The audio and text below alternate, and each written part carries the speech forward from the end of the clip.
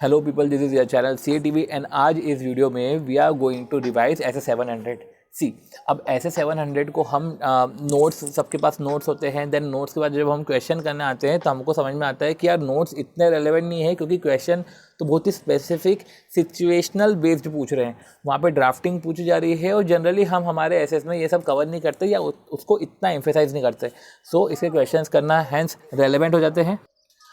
हाँ, तो वही इसके क्वेश्चंस जो है करना रेलेवेंट हो जाते हैं एंड देन हमें इसके क्वेश्चंस देखने पड़ेंगे, राइट। तो जो भी क्वेश्चंस अभी तक आए हैं, अभी तक पूछे गए हैं, हम उस क्वेश्चन को गो थ्रू करेंगे, समझेंगे और वहीं के वहीं इस आंसर को ड्राफ्ट कैसे किया है वो भी हम एक बार देख लेंगे, ठीक है। तो ये ऐसे वाइज चलेगा। तो 700 की सीरीज़ के क्वेश्चन करना लिटरली इंपॉर्टेंट है, तो वो आपको समझ में आ भी जाएगा जब आप क्वेश्चंस देखोगे। तो कुछ क्वेश्चन हो सकते हैं कि जो बहुत ही डायरेक्ट हो, बट जब आप दूसरे क्वेश्चन करोगे, जब आप केस स्टडीज़ वाले क्वेश्चन करोगे तो आपको लगेगा कि यार नोट्स इतने सफिशिएंट नहीं हैं, we have to do the question. तो बिना किसी देर के हम स्टार्ट करते हैं और देखते हैं कि किस टाइप से क्वेश्चन पूछे जा रहे हैं, राइट। तो इससे हमारा टेक्स्ट वाला पोर्शन भी कवर हो जाएगा एंड क्वेश्चंस वाला भी। सो हम स्टार्ट करते हैं। सबसे पहले enumerate the basic element of audit report as enshrined in SA 700 में बेसिक एलिमेंट आपसे पूछा है। तो सी, बेसिक एलिमेंट के सबके अपने अपने निमोनिक्स होंगे, या निमोनिक जिसने नहीं बनाया हो तो वो ये वाले निमोनिक रख लेना, ठीक है। तो इसको समझने का है तरीका, ताओ बीजी को माउस डीपी, ठीक है। तो ताओ बीजी को माउस डीपी इन द सेंस ऐसा है कि वो रिदम में है, तो इसलिए है कि ताओ बीजी को माउस डीपी। टी से है टाइटल, ए से है एड्रेसी और ओ से है ओपिनियन। तो ताओ बीजी बेसिस ऑफ ओपिनियन सेक्शन और जी से गोइंग कंसर्न। तो ताओ बीजी को key audit matter other information, माउस मैनेजमेंट रिस्पॉन्सिबिलिटी, ए से ऑडिटर रिस्पॉन्सिबिलिटी, ओ से अदर रिपोर्टिंग रिस्पॉन्सिबिलिटी और एस से है सिग्नेचर ऑफ द ऑडिटर। तो माउस फिर DP, date of auditor report and place of signature, right. तो ये तो हमने सिर्फ रटने के हिसाब से बोला, क्योंकि हमको ये सब भी करना ही पड़ेगा, राइट, ताकि हम इतने लिख कैसे पाएंगे। सो अब हम इसको समझते हैं। तो ऐसा 700 क्या बोलता है, basic element of auditor report. हमेशा हमें आंसर के पहले हेडिंग देनी पड़ेगी, ये एक स्ट्रक्चर है, राइट। सो ओके, तो basic element of auditor report क्या है? As per SA 700 forming an opinion and reporting on financial statement. ऐसा 700 क्या बोलता है? Forming an opinion and reporting on the financial statement. हम ओपिनियन भी फॉर्म कर रहे हैं एंड रिपोर्ट कर रहे हैं फाइनेंशियल स्टेटमेंट के ऊपर। तो forming an opinion and report on financial statement. The auditor report include the following basic element. ये जो ऑडिटर रिपोर्ट है इसमें फॉलोइंग बेसिक एलिमेंट इंक्लूड होते हैं। सबसे पहले टाइटल। तो सबसे पहले आता है title. The audit report should have a title clearly stating that it is an report of the independent auditor. तो ऑडिट रिपोर्ट में शुड हैव टाइटल क्लियरली स्टेटिंग, वो टाइटल होना चाहिए जो क्लियरली स्टेट करे कि ये रिपोर्ट है ऑफ इंडिपेंडेंट ऑडिटर, ये इंडिपेंडेंट ऑडिटर की रिपोर्ट है। एड्रेस ही आपने बता दिया इंडिपेंडेंट ऑडिटर रिपोर्ट, अब ये एड्रेस ही। तो audit report is normally address to those for whom audit report is prepared. तो जनरली रिपोर्ट तो उनको ही एड्रेस होगा ना जिनके लिए बनाई गई है, राइट, जो कि है शेयर होल्डर और TCWG। शेयर होल्डर TCWG के लिए रिपोर्ट बनाई गई है। Opinion section, this section states the auditor opinion on the true and fair view of the financial statement. तो ऑडिटर ओपिनियन में सबसे पहले ये जो ओपिनियन सेक्शन है, जहाँ पे हम ओपिनियन देते हैं किसके ऊपर? True and fair view of the financial statement. की financial statement true and fair view show कर रहे हैं कि नहीं कर रहे। मेन फंडामेंटल तो यही है, ऑडिट करने का कारण तो यही है। This section states that auditor opinion on the true and fair view of the financial statement। अब ओपिनियन सेक्शन में shall also cover the following। ये सब चीज़ें भी ओपिनियन सेक्शन में कवर होती है। सी, जब आप ओपिनियन पैराड्राफ्ट करो तो आपको ये सब चीज़ों का ध्यान रखना है। सबसे पहले आइडेंटिफाई द एंटिटी, किस एंटिटी के फाइनेंशियल स्टेटमेंट को आप ऑडिट कर रहे हो।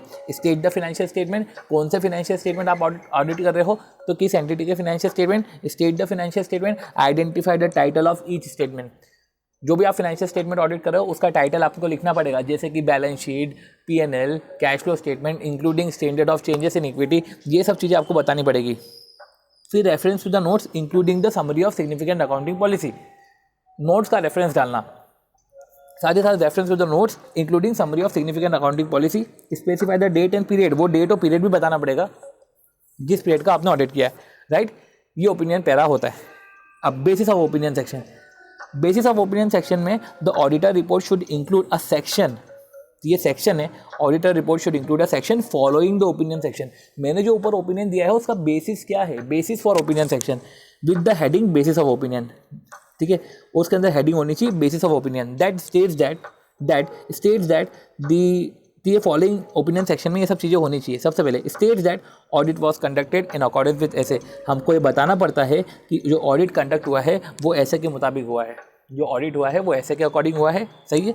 रेफर टू द सेक्शन, ऊपर तो हमने बताया और उसके बाद क्या है, रेफर टू द सेक्शन, हम उस सेक्शन को रेफर करें। Refer to the section of auditor's report, इसमें हमको रेफरेंस डालना पड़ेगा to that section of auditor report जहाँ पर डिस्क्राइब करी है ऑडिटर रिस्पॉन्सिबिलिटी। इस सेक्शन में एक रेफरेंस डालेंगे उस सेक्शन का जहाँ पे रिस्पॉन्सिबिलिटी के बारे में बात करी गई है। तो refer to the section of the auditor report that describe the auditor responsibility under the SA. हमने तो ऐसे के मुताबिक ऑडिट कंडक्ट किया है, पर जो हमारी रिस्पॉन्सिबिलिटी है अंडर द ऐसे, ये आपको उस सेक्शन से पता चलेगी, इसका हमको रेफरेंस डालना पड़ेगा। तो ये हमको कहाँ से पता चलेगा, ऑडिटर रिस्पॉन्सिबिलिटी पैरा से। तो refer to the section of the auditor report that describe the auditor responsibility. फिर include a statement that the auditor is independent of the entity. एक स्टेटमेंट और इंक्लूड करना, मतलब वापस स्टेट करना है कि जो ऑडिट है वो इंडिपेंडेंट है of the entity in accordance with the relevant ethical requirement. तो इंडिपेंडेंट है इन accordance with the relevant ethical requirement, fulfil करी है अदर एथिकल रिस्पॉन्सिबिलिटी। तो इंडिपेंडेंट है रेलेवेंट एथिकल रिक्वायरमेंट के मुताबिक, अदर एथिकल रिस्पॉन्सिबिलिटी भी हमने जो है फुलफिल कर ली है। और साथ ही साथ statement shall refer to the code of ethics, हमको रेफरेंस कोड ऑफ एथिक्स का भी डालना पड़ता है। तो 3 रेफरेंस हो गए। सबसे पहले reference summary of significant accounting policy को ओपिनियन सेक्शन में, इधर रेफरेंस जाएगा ऑडिटर रिस्पॉन्सिबिलिटी का, और statement shall refer to code of ethics issued by ICI and state whether the auditor believe that audit evidence the auditor has obtained is sufficient and appropriate. और state करना कि auditor believe रखता है कि जो उसने एविडेंस ऑब्टेन करे हैं वो सफिशिएंट एंड अप्रोप्रिएट है, जिसके टू प्रोवाइड अ बेसिस, जो एक बेसिस प्रोवाइड कर रहा है ओपिनियन देने का। राइट। अब going concern where applicable auditor shall report in accordance with SS 570। ताओ हो गया, बी हो गया, अब जी आता है going concern where applicable, auditor को रिपोर्ट करना पड़ता है इन अकॉर्डेंस विद 570 के मुताबिक ऑडिटर को रिपोर्ट करना पड़ता है गोइंग कंसर्न। ठीक है, जहाँ पे एप्लीकेबल है ऑडिटर को रिपोर्ट करना पड़ेगा 570 के मुताबिक। आती बात की ऑडिट मैटर की। For audit of complete set of general purpose financial statement, सबसे पहले complete set of general purpose financial statement, special purpose की बात नहीं करी है। राइट। तो complete set of general purpose financial statement of listed entity, जब हम लिस्टेड एंटिटी के जनरल पर्पस फाइनेंशियल स्टेटमेंट क्या कंप्लीट ऑडिट करते हैं, ऑडिटर कम्युनिकेट करता है key audit matter in the auditor report in accordance with 701। तो ऑडिटर उस केस में कम्युनिकेट करता है key audit matter. Other information अगर एप्लीकेबल है ऑडिटर ऐसे 720 में उसको बताएगा। Management responsibility describe responsibility of management for preparation of financial statement. तो responsibility of management for preparation of financial statement in the manner in which responsibility is describe in terms of engagement. जिस तरीके से responsibility को describe करा है terms of engagement में, वैसे ही हमें डिस्क्राइब करनी है responsibility for preparation of financial statement इस पैरा में। ठीक है, जिस मैनर में टर्म्स ऑफ एंगेजमेंट में बताना है तो उसी तरीके से हमको इधर भी बताना है। ठीक है, राइट। तो जिस तरीके से उधर बताया उस तरीके से हमें इधर भी बताना है। Auditor responsibility section, it shall state that auditor objective to obtain reasonable assurance, इधर बताना पड़ता है। ऑडिटर रिस्पॉन्सिबिलिटी सेक्शन, ये ऑडिटर रिस्पॉन्सिबिलिटी का पैरा आ गया, क्योंकि यही पैरा को basis of opinion section refer करता है। तो ऑडिटर रिस्पॉन्सिबिलिटी सेक्शन क्या है, इस सेक्शन में स्टेट करते हैं। ठीक है, it shall state that auditor objective to obtain reasonable assurance, पहला ऑब्जेक्टिव तो यही है to obtain reasonable assurance about whether the financial statement whole are free from material statement. तो रीजनेबल एश्योरेंस लेना, तो फर्स्ट एंड फॉरमोस्ट तो ये है कि रीजनेबल एश्योरेंस लेना whether the financial statement as a whole are free from material statement. ठीक है, क्या financial statement as a whole are free from material statement, क्योंकि financial statement as a whole जब फ्री हो जाते हैं मटेरियल स्टेटमेंट से, फ्री फ्रॉम मटेरियल स्टेटमेंट है, ऐसा उसको रीजनेबल एश्योरेंस मिल जाता है, उसको ऐसा लगता है, तो ऐसे कहते हैं वेदर ड्यू टू, अब वो free from material statement whether due to fraud हो या एरर हो। ठीक है, तो एक रीजनेबल एश्योरेंस लेता है कि whether the financial statement as a whole are free from material statement whether due to fraud और error and to issue audit report that include auditor opinion. तो उसका ऑब्जेक्टिव यही है, रीजनेबल एश्योरेंस लेना and issue करना audit report. ठीक है, and issue audit report that includes the auditor opinion, वहाँ पे ऑडिट रिपोर्ट इशू करेंगे जो उसमें इंक्लूड करता है auditor opinion. This section also enumerate, इस सेक्शन में और क्या इन्यूमरेट होता है, this section also enumerate auditor responsibility, this section also enumerate auditor responsibility as prescribe under different standards on auditing. तो this section also enumerate auditor responsibility as prescribe under different SA, जिसमें auditor responsibility बताई जाती है जो different essays में दी गई है। Right. तो auditor objective and auditor responsibility, ठीक है। तो ये सेक्शन में ऑडिटर ऑब्जेक्टिव के साथ ऑडिटर रिस्पॉन्सिबिलिटी बताई जाती है, ऑडिटर रिस्पॉन्सिबिलिटी, ऑडिटर ऑब्जेक्टिव, ठीक है। Other reporting responsibility, this section cover reporting over those additional matter on which auditor is required to report. इधर क्या बोला, अदर रिपोर्टिंग रिस्पॉन्सिबिलिटी में ये सेक्शन कवर करता है reporting over those additional matter, उन एडिशनल मैटर पे reporting on which auditor is required to report, जहाँ पे उसको रिपोर्ट करना बनता है, उस एडिशनल मैटर पे रिपोर्टिंग। जैसे कारो, जैसे 143(3) के मैटर, कारो 143(3) के मैटर, तो ये एडिशनल मैटर है, ये एडिशनल मैटर है on which auditor is required to report, उसको रिपोर्ट करना बनता है, auditor is required to report, right. अब signature of auditor, audit report is sign in the auditor personal name, उसके पर्सनल नेम से साइन होगा। और we are firm appoint as an auditor, अगर फर्म को अपॉइंट किया एज एन ऑडिटर तो उसका पर्सनल नेम के साथ फर्म का नाम भी जाएगा। डेट ऑफ ऑडिटर रिपोर्ट, वो date of auditor report should not be earlier than the date on which, should not be earlier than date on which auditor has obtained sufficient and appropriate audit evidence. तो it should not be earlier, ये उस date से earlier नहीं होनी चाहिए, this date पे उसको sufficient and appropriate audit evidence मिले, ठीक है। On which to base auditor's opinion, right. Place of signature, तो city where report is signed, तो इस तरीके से हमने पढ़ा ताओ बीजी को माउस DP, right. Okay, what is included in the auditor responsibility para, auditor responsibility para में क्या कवर है, as per SA 700 forming an opinion and reporting on financial statement. अभी इसके पहले अभी अपन ने पढ़ा था एलिमेंट क्या है, जिसमें अपन ने title, addressee, opinion section, basis of opinion section पढ़ा अपन ने, फिर अपन ने going concern, key audit matter, other information, को, माउस, management responsibility, other responsibility, other reporting responsibility, और एस से है signature, date of audit report and place of signature हमने पढ़ा, राइट। अब ये बोल रहे हैं कि जो ऑडिटर रिस्पॉन्सिबिलिटी सेक्शन है, ऑडिटर रिस्पॉन्सिबिलिटी सेक्शन है, क्वेश्चन पूछ रहा है what is included in the auditor responsibility para. हमने तो सिर्फ यही पढ़ा है कि ऑडिटर ऑब्जेक्टिव, ऑडिटर रिस्पॉन्सिबिलिटी के बारे में बात होगी, पर इसका डिटेल इन डिटेल ये इधर लिखा होता है, डिटेल इन नेक्स्ट क्वेश्चन, इसका डिटेल जो है नेक्स्ट क्वेश्चन में दे के रखा है, ठीक है, यही हम अब पढ़ रहे हैं।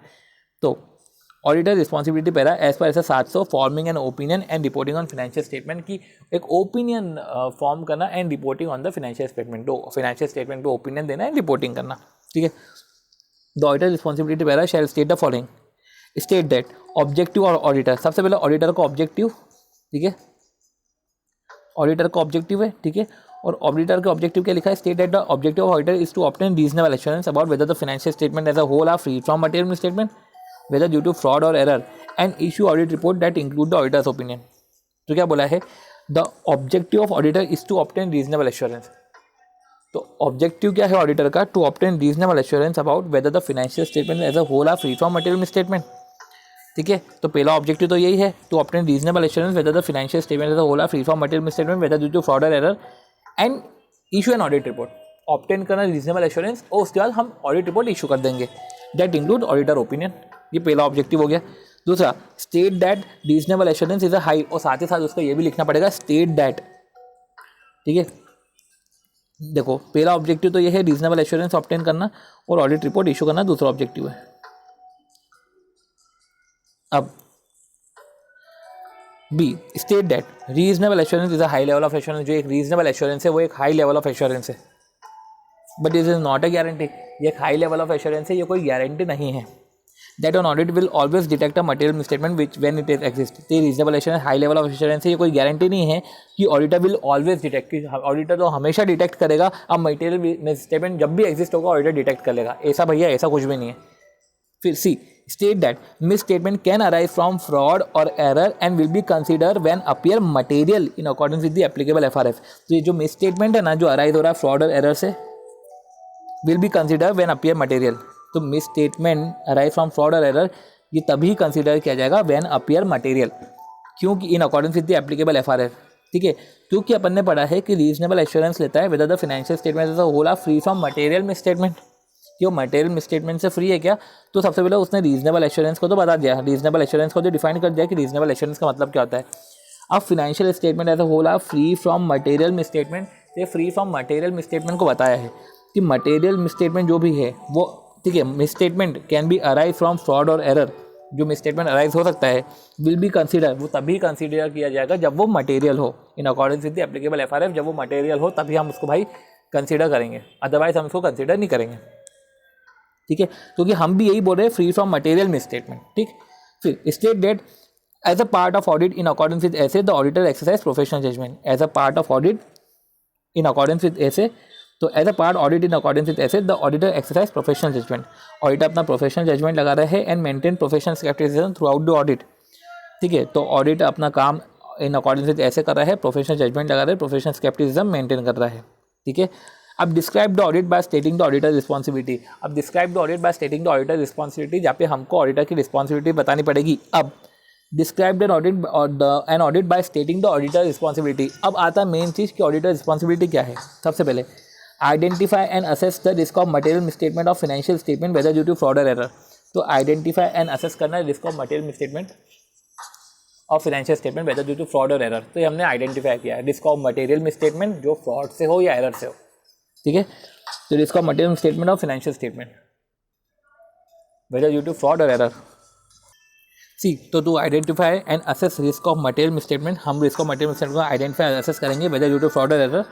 एंड आइडेंटिफाई एंड असेस करने के बाद हम इसको रिस्पॉन्ड करेंगे। ऐसा तो नहीं कि सिर्फ आइडेंटिफाई असेस करके रख दिया, रिस्पॉन्ड करना है। To design and perform the audit procedure responsive to those risk. उस रिस्क को रिस्पॉन्ड करने के लिए हम डिजाइन एंड परफॉर्म करेंगे audit procedure. To obtain audit evidence that is sufficient and appropriate to provide a basis for the auditor opinion. And to obtain audit evidence that is sufficient and appropriate to provide a basis.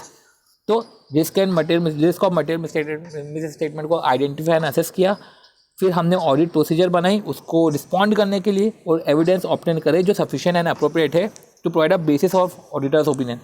To obtain an understanding of internal control, हम internal control की understanding लेंगे relevant to the audit in accordance with the design audit procedure. हम हमारी audit procedure हमने design करी and उस जो audit procedure हम डिजाइन कर रहे हैं ना, ठीक है, उस पर हम अंडरस्टैंडिंग ले रहे हैं इंटरनल कंट्रोल की। तो to obtain an understanding of internal control जो रेलेवेंट है to the audit in order to design audit procedure. In order to design audit procedure, जब हम ऑडिट प्रोसीजर को डिजाइन कर रहे हैं, वो डिजाइन करने के दौरान जो हमको लग रहा है इंटरनल कंट्रोल रेलेवेंट है, इसका ऑडिट करना चाहिए, तो उनकी अंडरस्टैंडिंग लेना। तो टू ऑब्टेन एन अंडरस्टैंडिंग, किसकी अंडरस्टैंडिंग लेनी है, वो इंटरनल कंट्रोल की जो रेलेवेंट है टू द ऑडिट। ठीक है, in order to design audit procedure, मेरे ऑडिट प्रोसीजर को डिजाइन करने में ये इंटरनल कंट्रोल्स का काम पड़ेगा, इसकी अंडरस्टैंडिंग लेना जरूरी है। ठीक है, to evaluate the appropriateness of accounting policy used.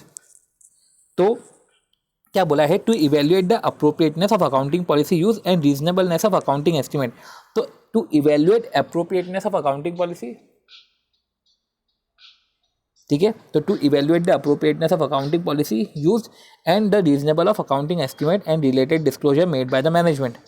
जो अकाउंटिंग पॉलिसी यूज़ करी है क्या वो अप्रोप्रिएट है क्या, जो अकाउंटिंग एस्टिमेट वो यूज़ करे क्या वो रीजनेबल है क्या, जो रिलेटेड डिस्क्लोजर है वो उन्होंने प्रॉपर करे कि नहीं करे हैं, तो अकाउंटिंग पॉलिसी अप्रोप्रिएट है कि नहीं, अकाउंटिंग एस्टिमेट जजमेंट जो भी है वो रीजनेबल है कि नहीं है, ये देखना पड़ता है। And to conclude of the appropriateness of management use of going concern, to conclude on the appropriate of the management use of going concern basis, और कंक्लूड करना on the appropriateness of management use of going concern. जो management going concern basis बता रही है तो appropriateness है कि नहीं उस बात में, तो इसको कंक्लूड करना, राइट। तो क्या पढ़ा, risk of material statement identify और असेस करा, ये 315 है। डिजाइन एंड परफॉर्म करो audit procedure in response to those risk, ये 330 है। ऑडिट एविडेंस ऑब्टेन करना जो सफिशिएंट एंड अप्रोप्रिएट है, ठीक है, ये 500 है। ठीक है, तो ऑडिट एविडेंस ऑब्टेन करना जो सफिशिएंट एंड अप्रोप्रिएट है to provide a basis for the auditor's opinion. तो एक वो बेसिस प्रोवाइड करते हैं फॉर द ऑडिटर ओपिनियन। फिर हमको वो internal control, related internal control हमको देखना है जो डिज़ाइन ऑफ ऑडिट प्रोसीजर में यूज़ होते हैं। तो understanding of internal control relevant to the audit in order to design, ताकि हम ऑडिट डिज़ाइन कर पाए प्रॉपरली। ठीक है, in order to design audit procedure that are appropriate in the circumstance, वो सर्कमस्टेंस के मुताबिक अप्रोप्रिएट थे। फिर हमें अकाउंटिंग इवेल्यूएट करना कि अकाउंटिंग पॉलिसी अप्रोप्रिएट है क्या, अकाउंटिंग एस्टिमेट रीजनेबल है क्या, रिलेटेड डिस्क्लोजर भी प्रॉपरली करा है कि नहीं करा है, वो कंक्लूड करना on the appropriateness of management use of going concern. तो 6 पॉइंट है।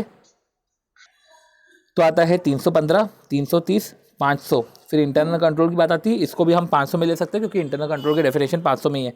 फिर 510 देख लेंगे और फिर 570 देख लेंगे। ठीक है, तो 315, 330, 500, 500 के 2, 510 और 570। ठीक है, तो 6 पॉइंट है।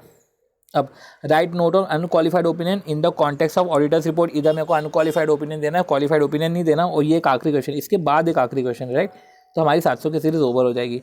तो right a short note on unqualified opinion in the context of auditor report, ठीक है। तो अनक्वालिफाइड रिपोर्ट क्या होता है? ऐसा 700 forming an opinion and report करना फिनेंशियल स्टेटमेंट में रिक्वायर करता ऑडिटर को टू एक्सप्रेस अनक्वालिफाइड ओपिनियन। कब अनक्वालिफाइड ओपिनियन देता है? जब वो कंक्लूड करता है कि फिनेंशियल स्टेटमेंट दे रहा है ट्रू एंड फेयर व्यू। जब वो कंक्लूड कर रहा है कि जो फिनेंशियल स्टेटमेंट है ना given true and fair view, तो जब वो कंक्लूड करता है कि जो फिनेंशियल स्टेटमेंट है वो दे रहा है true and fair view in accordance with the financial reporting framework used for preparation and presentation of the financial statement. जब फाइनेंशियल रिपोर्टिंग फ्रेमवर्क जो हम यूज़ कर रहे हैं, काय के लिए यूज़ कर रहे हैं financial reporting framework? For preparation and presentation of financial statement, ठीक है। उसके अकॉर्डिंग जो फाइनेंशियल रिपोर्टिंग फ्रेमवर्क यूज़ कर रहे हैं for preparation and presentation of financial statement, उस फाइनेंशियल रिपोर्टिंग फ्रेमवर्क के अकॉर्डिंग ये financial statement true and fair view दे रहा है। तो जो आप यूज़ कर रहे हो उसके according true and fair view है। तो when he concluded the financial statement give true and fair view in accordance with the financial reporting framework, in accordance with the financial reporting framework used for preparation of financial statement. Unqualified opinion indicate करता है, क्या indicate करता है? कि financial statement has been prepared using the generally accepted accounting principle. किसी ने unqualified opinion दिया, इसका मतलब क्या? वो क्या इंडिकेट कर रहा है? वो क्या इंडिकेट कर रहा है, ठीक है।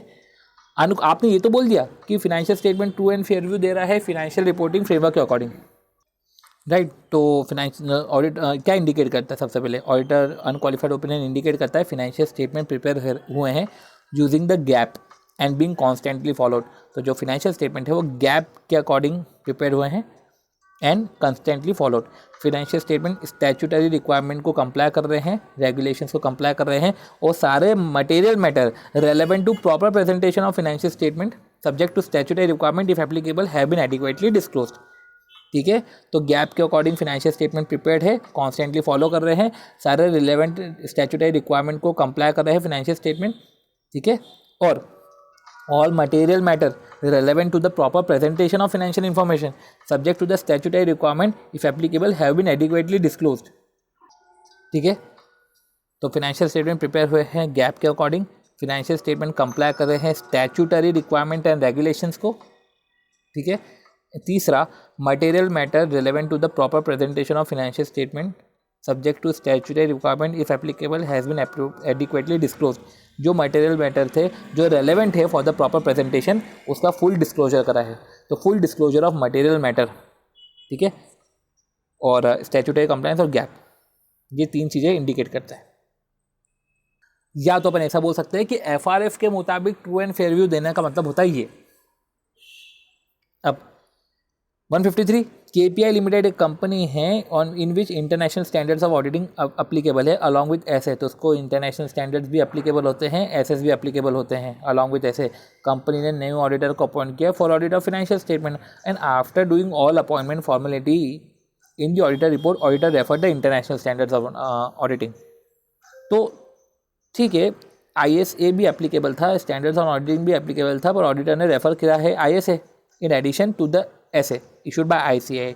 तो ठीक है, ऑडिट रिपोर्ट में उसने ISA भी रेफर किया है और ICAI भी रेफर करा है। क्या सही करा है? As an expert we are required to advise the auditor, हमको एडवाइस करना ऑडिटर को regarding auditor's report for audit. कि ऑडिटर्स रिपोर्ट क्या है फॉर ऑडिट, तो एडवाइस करना है regarding auditor's report for audit conducting in accordance with both of the standard. तो you are required to advise the auditor regarding auditor's report for audit conduct in accordance with both standard. तो हमको इसके respect में advice देना है, ठीक है। अब heading auditor's report for audit conducted in accordance with both standard, ठीक है, इशूड बाय ICAI। तो both standards on auditing issued by ICAI and international standards on auditing. 700 क्या बोलता है? वही forming and reporting on financial statement, ठीक है, forming an opinion and reporting on the financial statement. An auditor may be required to conduct an audit in accordance with the international standards on auditing. जो auditor है, ठीक है, जो auditor है may be required to conduct an audit in accordance with the international standards on auditing.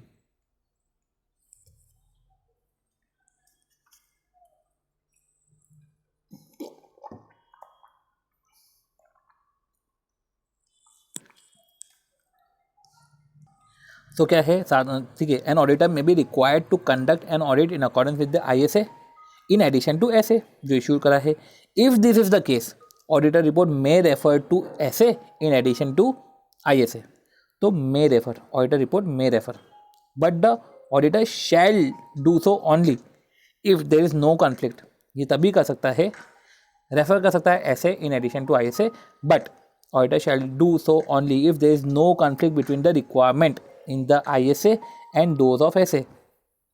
ठीक है, अगर कोई कॉन्फ्लिक्ट नहीं है ISA के बीच में, ISA एंड SA के बीच में, no conflict between the requirement of ISA and those of SA that would lead the auditor different opinion. अगर ऐसा कोई कॉन्फ्लिक्ट नहीं है, ऐसा कोई कॉन्फ्लिक्ट नहीं है, वो वाला कॉन्फ्लिक्ट, वो कॉन्फ्लिक्ट जिससे डिफरेंट ओपिनियन इशू हो सकता है, या वो वाला कॉन्फ्लिक्ट जिसमें दोनों के डिफरेंट ओपिनियन है, और not to include EOM para और OM para that in particular circumstances is required by the SA। तो that would lead to auditor to form different opinion. मतलब ऐसा कॉन्फ्लिक्ट है कि अगर मुझे डिफरेंट ऑडिट ओपिनियन इशू करने पड़ रहे हैं, या not to include EOM para और OM para that in particular circumstance is required, और ऐसा कॉन्फ्लिक्ट है कि हम EOM पैरा को, ठीक है, EOM पैरा को और OM पैरा को इंक्लूड नहीं कर रहे हैं, या ओपिनियन हमारा डिफरेंस हो रहा है और हम EOM पैरा को OM पैरा को इंक्लूड नहीं कर रहे हैं इन पर्टिकुलर सर्कमस्टेंसेस में, जबकि वो रिक्वायर्ड है बाय द SA। ठीक है, तो हम अगर उसको नहीं इंक्लूड कर रहे हैं, अगर ऐसे कॉन्फ्लिक्ट हो रहे हैं, तो भैया नहीं, फिर हम नहीं कर पाएंगे दोनों। The auditor report include eight a minimum each of the element set out in the auditors report. तो ऑडिट रिपोर्ट में फिर भी इंक्लूड तो करना पड़ेगा हर एक एलिमेंट जो ऑडिट रिपोर्ट में स्टेटेड है बाय लॉ और regulation discuss about when the auditor use the layout and wording specified by SA। तो ऑडिटर रिपोर्ट को इंक्लूड करना पड़ेगा at a minimum each of element set out in auditor's report describe by law regulation about when auditor use the layout और wording specified by SA। तो अगर audit use कर रहा है लेआउट और वर्डिंग स्पेसिफाइड बाय SA, तो ऐसे उसको minimum each of the element, उसको minimum at each of the element, ठीक है, each of the element set out in auditor's report को तो वो लिखना ही पड़ेगा। तो when auditor report refers to both ISA and SA issued by ICAI, auditor report shall clearly identify the same, including the jurisdiction of origin of the other auditing standard. So when auditor report refers to both ISA and SA issued by ICAI, auditor's report shall clearly identify the same. Auditor report को clearly identify करो same, including the jurisdiction of origin of the other auditing standard. ठीक है, तो when auditor refer to both SA, ISA and SA, the auditor report shall clearly identify the same, including the jurisdiction of origin of other auditing standard. और ये भी बताया जाता है auditor report shall clearly identify the same, including the jurisdiction of origin of the other auditing standard. जो other auditing standard है उसका origin क्या है, jurisdiction of origin, right? तो ये जो है पैरा, ये इंपॉर्टेंट है, तो इसको लिख दिया इंपॉर्टेंट पैरा कि जब कोई कॉन्फ्लिक्ट नहीं है, there is no conflict between ISA and SA that would lead the auditor to form different opinion, EOM para or not to include EOM para और OM पैरा, मतलब कि कोई ऐसा कॉन्फ्लिक्ट नहीं होना चाहिए which would lead to the auditor different opinion.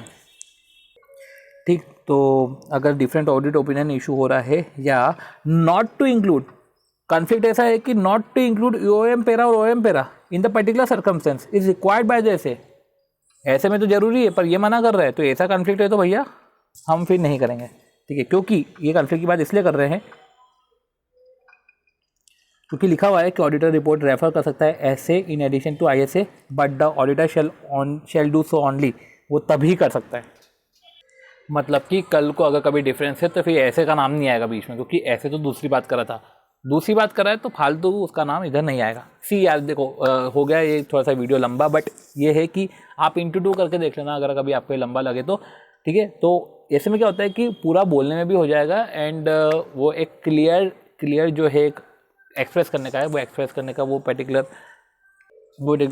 जो वे है वो भी अच्छे से हो जाता है, फिर अच्छे से वो डिस्क्राइब हो जाती है चीज़ों को। तो ठीक है, होप सो आपको ये समझ में आया होगा, होप सो आपको ये वीडियो इतना लेंथी लगा होगा और आपको समझ में आ गया होगा, एंड मिलते हैं हम फिर नेक्स्ट एसेस में। Thank you.